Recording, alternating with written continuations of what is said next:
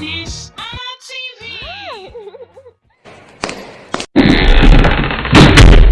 Onye ka nkene nnọọ ụmụ akwụkwọ mara mma.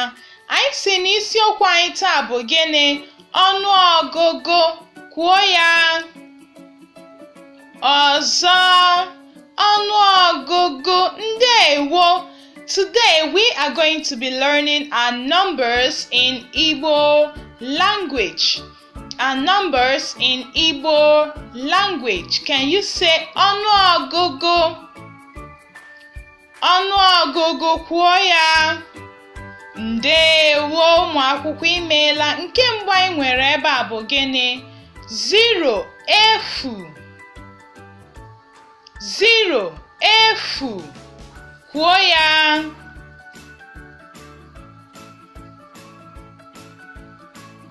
1 otu.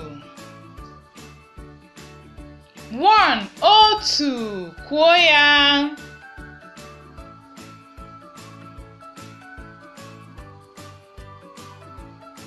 2 abụọ. 2 abụọ. Kwuo ya. Ndewo. 3 atọ. 3 atọ. Kwuo ya. Imeela. 4 anọ. 4 anọ. Kwuo ya. Ọzọ.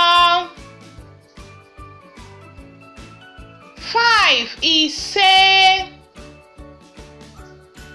5 ise. Kwuo ya. Ka m nụkwa ya ọzọ. Ndewo. 6 isii.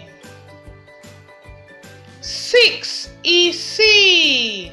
Kwuo ya.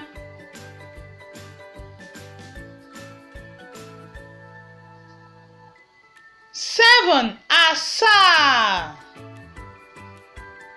7 asaa. Kwuo ya.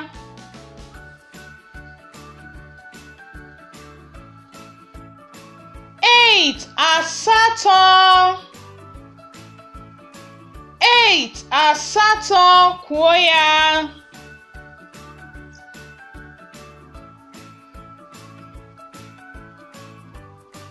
9 itoolu maọbụ isi gịnị?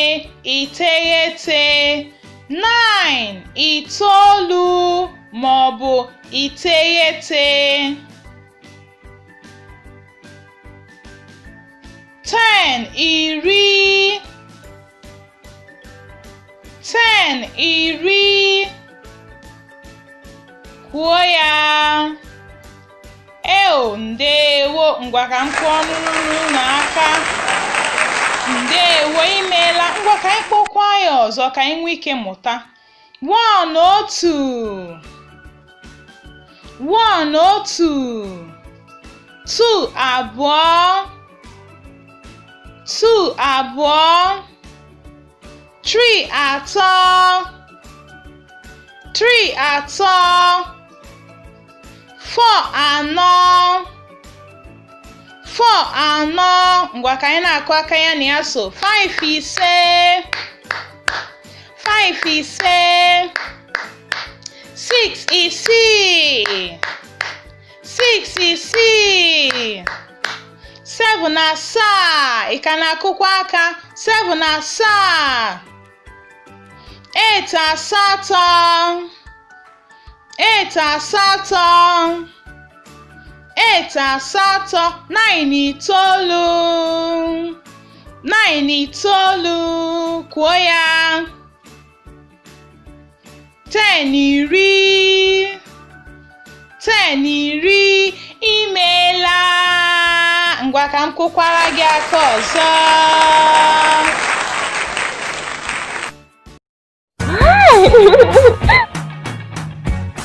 Ness-ana